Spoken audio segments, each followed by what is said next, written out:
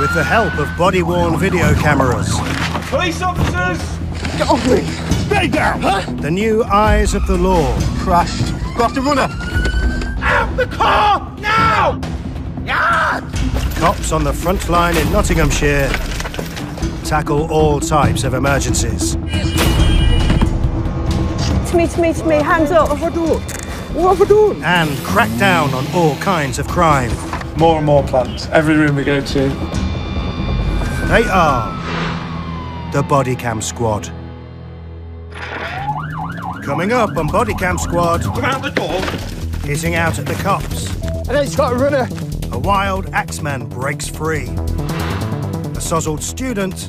Mate, I done nothing wrong. Spits out his dummy. I've been spat at, punched, elbowed. And a violent shoplifter. Come and step out this way for me, mate. Is captured by chance. Are you kidding me? No, I'm being serious.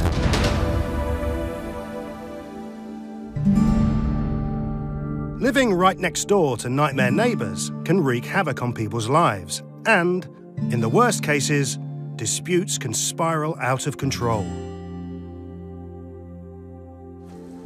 It's Saturday morning in the control room in Nottingham, and an alarming call has just come in. Police emergency, what's the emergency? My neighbor tried to break my door with an axe. Okay, is he still there now? No, now he's gone. When did this happen? A few minutes ago. Do you know who this person is? He's my neighbor, I don't know his name. I know he's a junkie. Response cops Lewis Marshall and Lee Barlow are on duty, so the job is passed to them. Just had a call. A male banging on the door with an axe. You've got a neighbour that's done something bizarre, so you've got to question where he's at, you know, what sort of mentality he's got. As they approach the address, Lee quickly spots the property that's been attacked. Yes, there is a big hole in the door. As soon as we pulled up and I saw the attacked door, I just thought, that's an axe. Tried to come inside of the house. He has a sword and an axe inside of his hand and tried to block the door. Did you see him do it? No. My mother, she was inside, she was calling me, I was outside. He's living right here next to me. It's not the first time when it's happening. One time, the door was... With your mum and dad? Yeah, with my sister as well. Do you have any idea why he's done it? I don't know, sir. He's mental. I know he's using something. The neighbour that attacked the door has gone back inside his own house next door.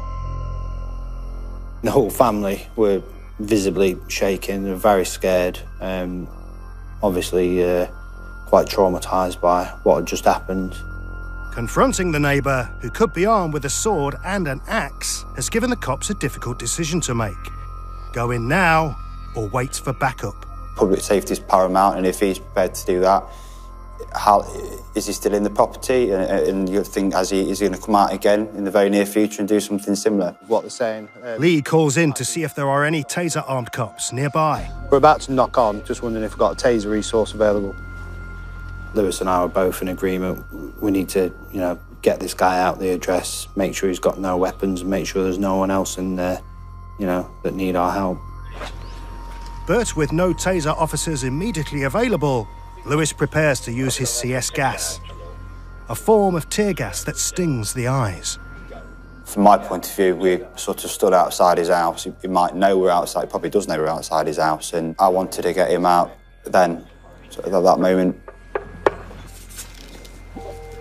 Steve, get off the radio, mate, 1 sec. No reports. Please, get your hands back and see him. He opened the door but wouldn't fully present himself out of it, I noticed immediately. Get your hands back and see him. Come out the door, come out the door, come out the door. Come out the door. Right, get your hands back and see him. Lewis uses his CS gas, but the man is too quick. And then he's got a runner.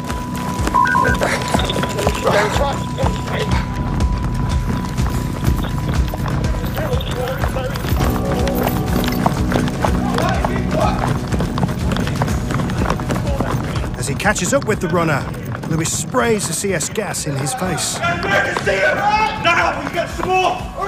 This time, the CS gas has hit the target, and the Axeman has been forced to stop. But he's not the only one with streaming eyes. I've got a full face of it. The man's arrested, and restrained by other officers while Lee and Lewis search his house. Inside, using their body cameras to record evidence of anything they find, they quickly come across a small arsenal of deadly-looking weapons. In the front room, there's a machete and another axe.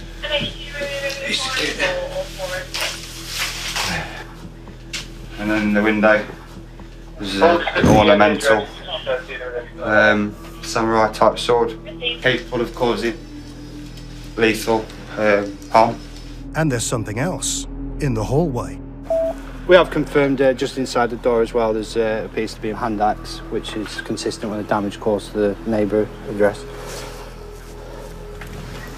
And hand axe in the house.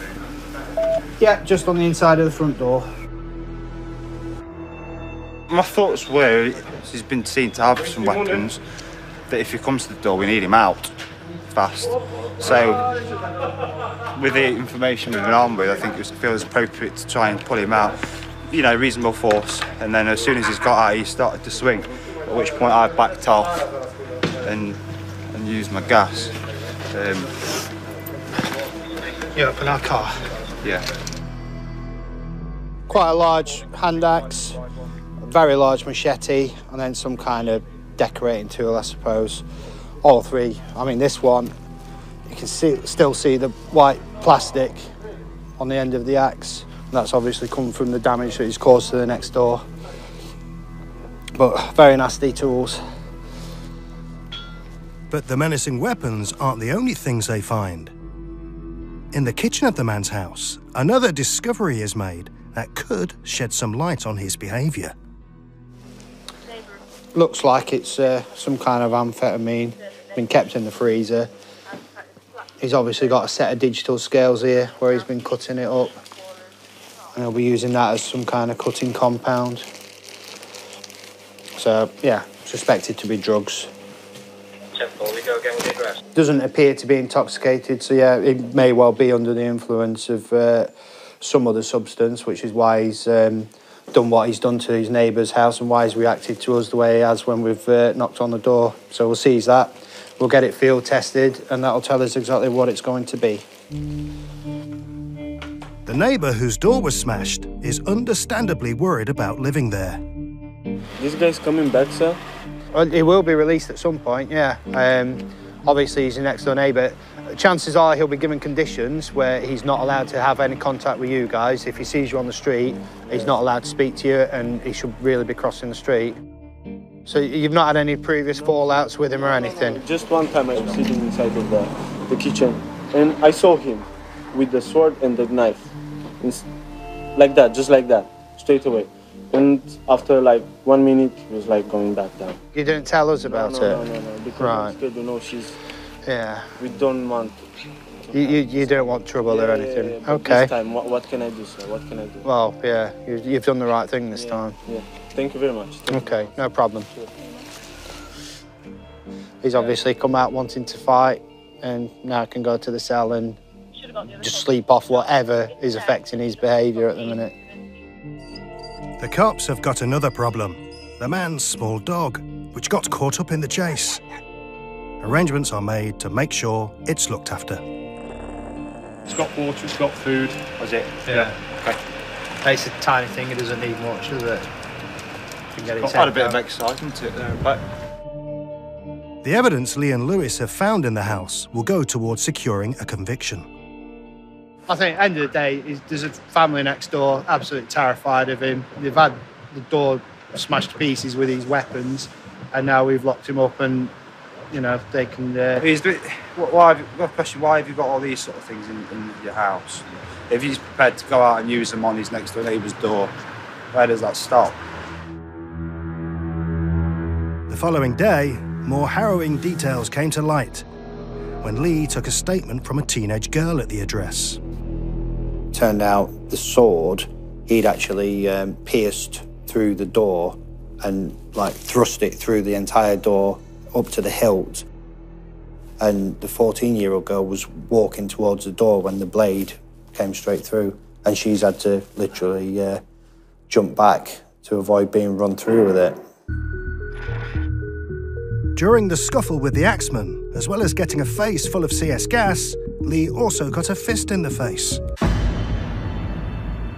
It's the only time I've been punched in the face in 14 years. So I got punched by an offender and then CS by my colleague. The axeman pleaded guilty to criminal damage, possession of an offensive weapon in a public place, and assaulting a police officer. He is currently waiting to be sentenced. He is also still under investigation for being in possession of the drugs found in his kitchen. Coming up, a plastered politics student suffers alcohol-induced amnesia. Mate, I done nothing wrong. He's clearly forgot he was here earlier on and assaulted the landlord.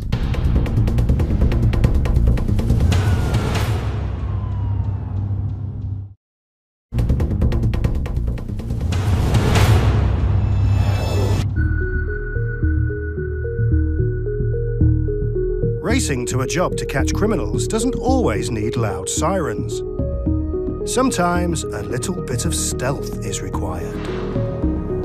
It's Sunday afternoon in the Carrington area of Nottingham, and Bodycam cops Lewis and Lee are back on the road again. Yeah, he's I see three men wearing a black hat and a black coat with a blue shirt on underneath. They're heading to an address where they hope to catch a burglar in the act. Just around the corner, there was a burglary yesterday. The offender is believed to have returned today for whatever reason in the back garden of the property. As they silently approach the scene, the cops are met by an off-duty officer. Get around the back now, it's still there.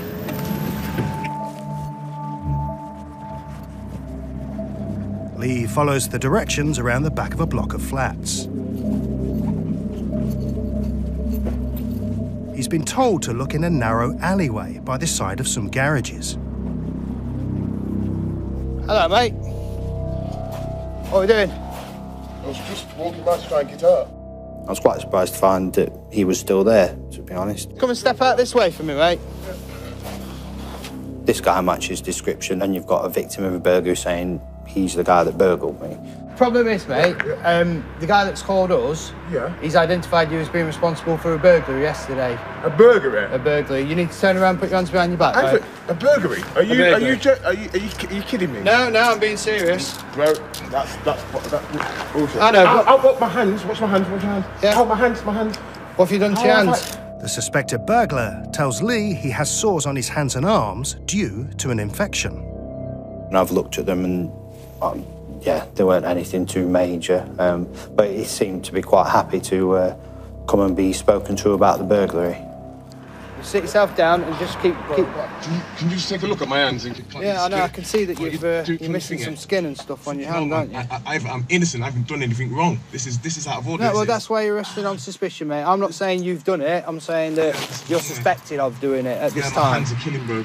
Okay, so what you need to do, when you swing your legs in, just lean forward, that'll take the pressure off the cuffs. Okay? I can't believe it. That's it, and if you sit sideways, that's not too bad. You'll be all right like that. Okay. Just sit tight, mate. We'll be with you shortly. Lee radios in the suspect's details. It may be he's got nothing to do with it. We'll get to the bottom of that as and when. But for now, we'll just find out a bit more about him and what he's known for. Go ahead. Whether he turns out to be the burglar or not is the least of the man's problems. It's Whiskey Mike ×2. News is coming in of something more serious. Basically, he entered boots, attempted to steal something. Security has tried to detain him, and he's assaulted the security guard on the way out by standing on his neck and then left. The incident happened 2 weeks ago and was all captured on the store's CCTV. He looks like any other Christmas shopper, putting several items from the gift aisle into his basket. But unlike most people, he walks out with the lot without paying. 3 days later, Christmas Eve, he comes back for a bit more Christmas shopping. But he's recognised by the security guard who tries to question him. He's not interested in any idle chit-chat, and in the process of barging his way out, pushes the guard over and stamps on him before escaping. The police later identified him from the CCTV and have been looking for him ever since. He's done for the assault and for the theft. Received, thank you. And that's not all. Just be aware, he's got warning signals, scapegoat jumps. Yeah, received, thank you. He's got markers for being an escaper as well. So the fact that he's sort of kicking up a fuss about the handcuffs, which aren't too tight at all, he's got plenty of room, is probably just a bit of a way of getting us to take the cuffs off and move him around to the front just to make it easier for him to try and get away. So it's not going to happen. Oh, this is too much pain. Can you not see my fucking hands? Yes, I can, mate. Hands are... Listen to him, mate. Right. I haven't burgled any house. Okay, but you wanted ×2. Well, that's fair enough. Okay, so I'm further arresting you on suspicion of theft and serious assault at Boots, and you're still under caution, okay? Can you just loosen these things? Please, I can't, they're not tight. You look at my hands and you know what I'm moaning about. Yeah, I know what you're moaning about. You got broken skin. You haven't looked at my hands then, have you? Yeah, I've looked at your hands. You got broken skin. That's it. That's the end of it. Mate. Ridiculous. What's the fucking point in that? Why have you done that for? While Lee has been with the suspect, Lewis has interviewed the burglary victim and checked out the area the fugitive was lurking in. So he's not been in the back garden, he's been around this path. Like, I'm suspecting there's some crack pipes from the bits. That's probably an area for dealing or whatever else. On the way to custody, the suspected shoplifter is high maintenance for the cops. Should I have a look at it now, make sure you're all right? Why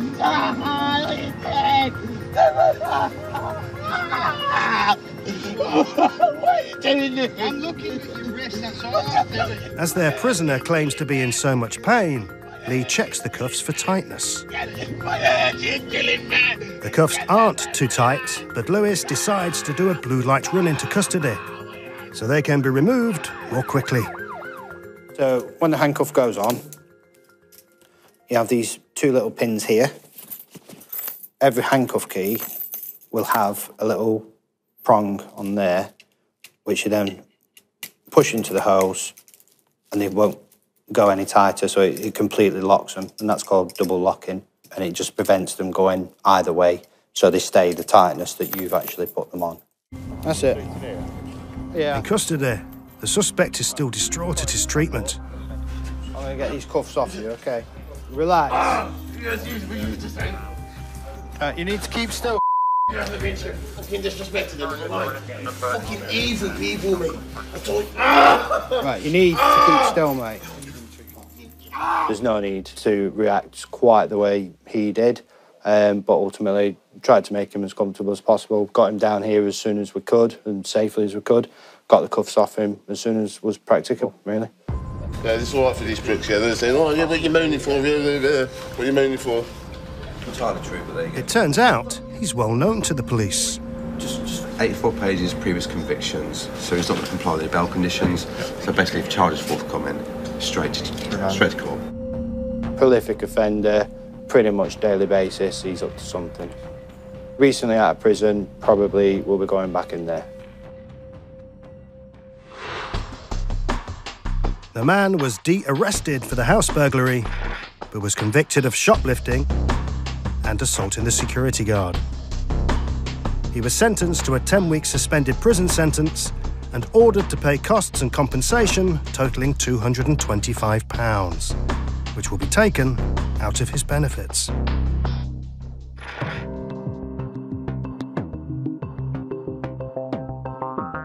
Nottingham has 2 universities and is home to more than 95,000 students. It's 8:15 on a Friday night, and Bodycam cops Ian Blackstock and Matt Daly are responding to a call close to the main campus of one of the universities. It's reports of a male that's been drinking in the pub and then has assaulted 2 of the staff members. He was initially detained by the staff, and it now looks like he's managed to break free and staff are chasing him. It could be a Christmas party gone wrong, or it could be a gentleman that's had far too much to drink.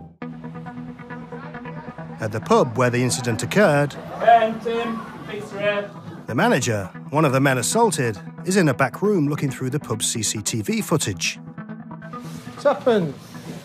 Just a very angry young lad, really. Was one of my staff. The lad was a student, working part-time behind the bar, but tonight he was here drinking with a friend. When did he cease becoming a member of your staff? Today. Right, tonight, effectively. He's been in here tonight, had a few drinks, we've refused service, got a bit leery. The student has been sacked tonight because of his behaviour. The pub's CCTV has managed to catch most of the incident. That's him. Right, yeah. They're on the last point, and you can see him getting a bit loud and leery. Yeah. Staff had warned me, so I said, right, no more. So this is where they're going. This is when they first leave. Bang. But 15 minutes later, the student and his pal returned. Wow. His boss went outside to deal with him. They've then come back, come across the car park to come into the pub. I've said, come on lads, no, not tonight. And then they've kicked off on one. I've been spat at, punched, elbowed. Perhaps unhappy about losing his job, the lad takes it out on his former boss, before having a go at another member of the staff. His car has now been Tried to smash a window on the car, full-on headbutted me, sent me backwards, but I managed to regain balance and get him onto the floor, and as I've got him on the floor, his right leg's gone straight into the side of my face. What uni does he go to? Nottingham. He's only been with us a week. Oh. Do you know what year is it? First, I think.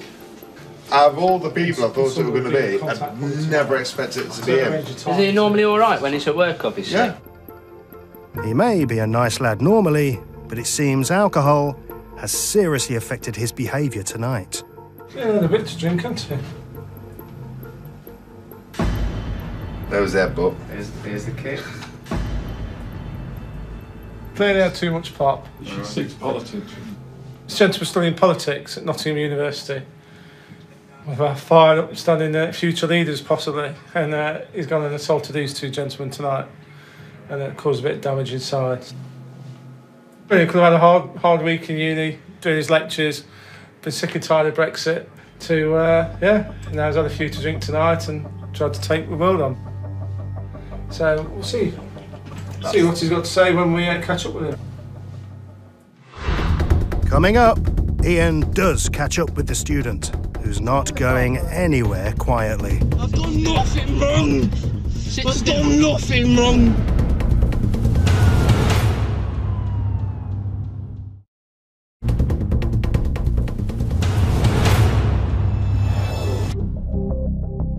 In one of the university areas of Nottingham, Bodycam cops Ian and Matt are dealing with an assault on two members of staff at a pub. I've been spat at, punched, elbowed. The lad suspected of doing it is a student who worked at the pub part-time. He'd been drinking here tonight and was asked to leave after becoming unruly. But he returned, and that's when he lost control. Extraordinarily, there's no need to search for the suspect. He's come back, looking to get another drink. Where is it? He's just walking back off the property now. Where is he? In the car park? He's outside the front doors. Is this him there? This one. But we need to wait outside. What's your name, chap? Connor. What? Because you're under arrest for assault. The politics student seems to accept his fate without another fight. We're on the side. Yeah, man, I'm on the side. Jump in the car, fella. Jump in the car. Yeah, I'm going number. He's done our job for us, he's come back. There was definitely no manhunt this time. As you can see, he's had far too much to drink. I don't think he knows what day of the week it is, never mind anything else. We'll run him into custody, Hotel Bridewell, and get him processed. There's been no trouble. He's not resisting anyway. But Ian may have spoken too soon. Yeah, yes, if fella. you arrested me, bro, you've got to give me a reasonable fucking explanation to why. You've been arrested? For what reason? Why? Yeah. You've assaulted the chap in there. Please Yeah. don't bring the fella out. No. I've not assaulted nobody. I've been here for 5 minutes, bro. I've worked in a bar. I've not even got a fucking beer, bro. You better fucking arrest him, man. Fella. Because I've done fuck all wrong, bro. I'm at university at Nottingham doing nothing wrong, bro. That's alright, isn't it? I come here for 1 pint and because I'm in a fucking tracksuit and Air Max, you want to arrest me, yeah? You've not been arrested for that, no. No. What's the reason then? Right, she was sold to the landlord earlier on. Mate, I done nothing wrong. Are you mad? He's still not there, the penny's not dropped yet, has it? Clearly not. He's still not worked it out what's going off. He's just come here for a pint. And he's clearly forgot he was here earlier on and sold to the landlord, ×2. So, yeah, we'll run him into custody and he can sober up. I've done nothing wrong. I've done nothing wrong. Our future leader, yeah. On the way to custody, the lad is still mystified by his arrest. I've done nothing wrong, man. What evidence have you used, man, got on me? CCTV in the car park for a start. CCTV of what? I cannot be arrested for this, bro. I'm from Partington in Manchester. I'm from a fucking rough area, man, eh? You got a fucking bully me? Look, chap. You're mad. Look, I'm not going to warn you again. You're spitting in my face. Yeah, I'm spitting in your face and you'll because be you're down. rude. Right, I'm not having you spit in my face. He started playing up in the back of the car. He's just had to be held back. You've got me. Yeah, it is very dangerous, which is why he was restrained and held back by PC Daly. How many times do you need warning? How many warnings do you need, chap? I know I did not throw a punch tonight, so... Well, it'll all end up being okay then, won't it? It will be, please. And everyone will be happy. My wrist, this right wrist is killing. I beg you, let me go. I will shut up forever, I promise you. The handcuffs have been checked for tightness. They're operational, not decorational. I'm a 19-year-old kid. Right, couple more minutes and we'll be there. I'm a 19-year-old Jeep, bro. At custody, the student seems to have become quite philosophical. Come on, look. Well, you're going to be here till morning anyway. Till morning? Yeah. Really? Till morning, yeah, man. Yes. Till the morning. You alright, boss? You enjoying your shift? You loving mine. He's put in a temporary holding cell while he waits his turn to be processed. What? No, hands up. In a minute. Yeah, in a minute. He's not drunk. He's only had 3 pints all day. Definitely not assaulted anybody. He's only been in for a quick pint to collect his wages tonight and been jumped by 2 officers for nothing at all. So CCTV says different. It will be question time in the morning for the budding politician, once he's sobered up. We just have to wait if he doesn't become the Home Secretary now and change our terms and conditions. The student's memory must have cleared as he pleaded guilty to 2 counts of assault. He had to pay costs and surcharges totalling £270. He was given a conditional discharge for 12 months, which means if he commits another offence during that time, he can be sentenced for the first offence as well as the new one.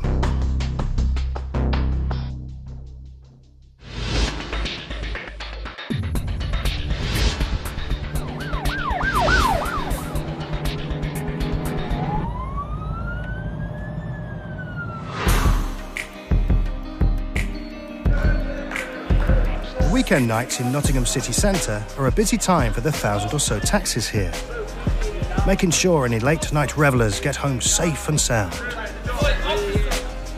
It's 1:45 on Saturday morning. Right, let's go home. Ian and Matt are now with colleagues in the van, also heading home, or at least back to the station. Then, right in front of them, Oh no, Chrissy! a taxi's made a dodgy manoeuvre. You did go the wrong way around the bollards, Chrissy. It's all yours if you want it. A taxi decided to go past the junction and then do the U-turn in the junction into what would have been oncoming traffic. PC Paul Cresswell has a word of advice for the driver. What you should have done is carry on going and then turn around in a suitable place and come back and turn right, not go the wrong way around and keep left bollard. But Ian spotted something else. It's where number plates obscured as well. What, Barry's sick? As in half of it. Well, that's no good, is it? The taxi driver doesn't appear to see quite what the problem is. What's happening? You can't see number plate, fella. What? You Scott, how can we see your number plate? Oh, it's not just slipped down, has it? That's been there for a while. There's no suggestion the taxi driver has deliberately obscured his number plate, but it's his responsibility to make sure it's clear and readable. If we can't get the full registration number, then we're going to struggle. It's not going to hit our cameras. We won't be able to pick out what car it was. And there's more bad news for the taxi driver. His customers are getting fed up with waiting. What's happening here? What's that? We're just going to issue some paperwork. Look, we just got a taxi home. All I want to do is go home. Jump in then, keep warm. His fare's not happy now. Well, what's this about? If I was you, I'd go out there and catch some bloody criminals or somebody, rather than... Yeah, do what you're doing. Keeping you safe for your taxi. Did you say go and get some real criminals? Any road traffic matter, a lot of people come to the fences straight away, go and catch some real criminals. We do spend a lot of time going to road traffic collisions. On this occasion, if a car had been coming the other way, it would have gone head on and had a nasty collision. We don't want to be picking him up in pieces. I think he just wants to get home. But it's not just the passengers that aren't happy. The number plate is there. Number plate is there. Everything's there. Right. They just need an excuse for the... It's not an excuse. You've got the wrong way around the keep left bollard. It's not right, is it? That's not going to stay on there, is it, sir? If he's going to do this silly stunt in front of us, then he should expect to get stopped. Just come over here where the light is on this van.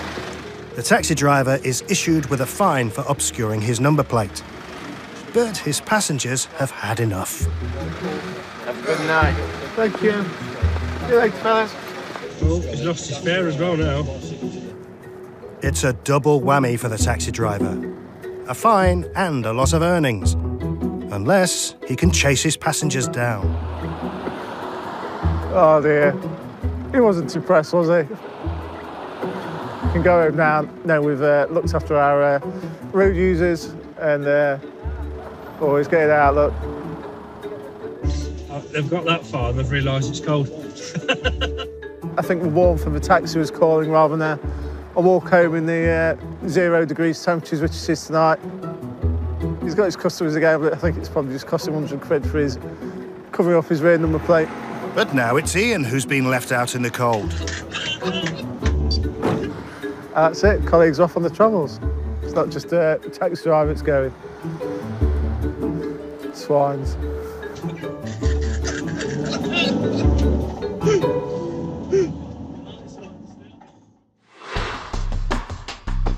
The taxi driver failed to pay his fine, so he'll be summoned to court where he may end up facing a maximum fine of £1,000. Coming up, a bodycam cop is subjected to verbal abuse of an extremely personal nature. Don't trust him, he's got to your ear, he's a prick.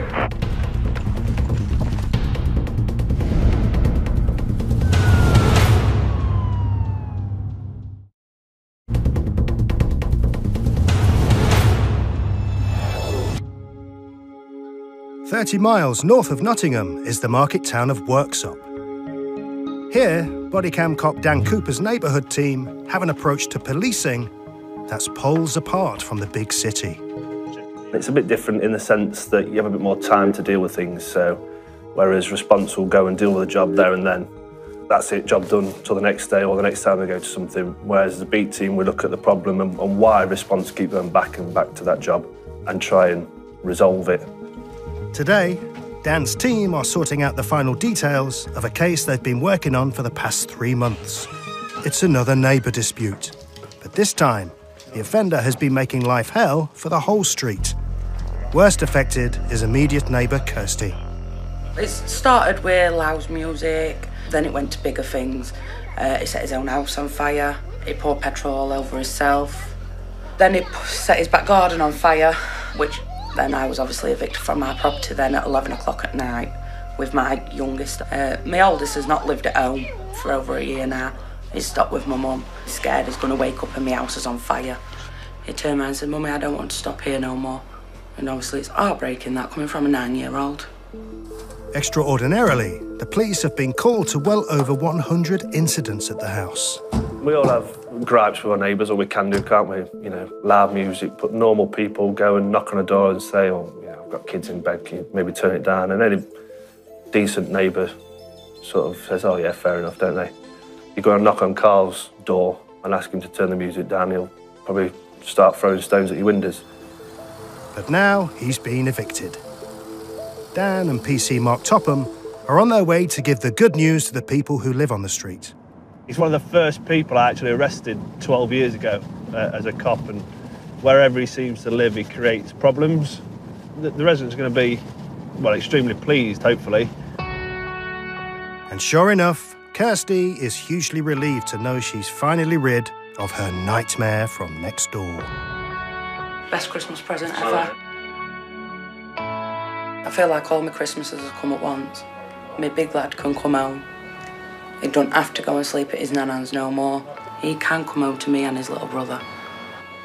Yeah, give us a bell if you need us. I doubt you will do. See you later, mate. A recent survey suggests that as many as 2/3 of UK homeowners suffer with problem neighbours. In this case, Dan and Mark went to court using new sweeping powers, brought in to deal with antisocial behaviour in our community. As a result, the property's been boarded up and their hard work has made a great impression on Kirsty. I just thought, obviously, these situations, the police come out, they dealt with it there and then that were it. It were over. Till the next incident, or the next one, or the next one. I didn't realise that they had the force to get him out of his home, just to protect me and my kids. It's been a huge success for the residents and the beat team. For the next 3 months, the privately rented house will be police property and no one will be allowed inside.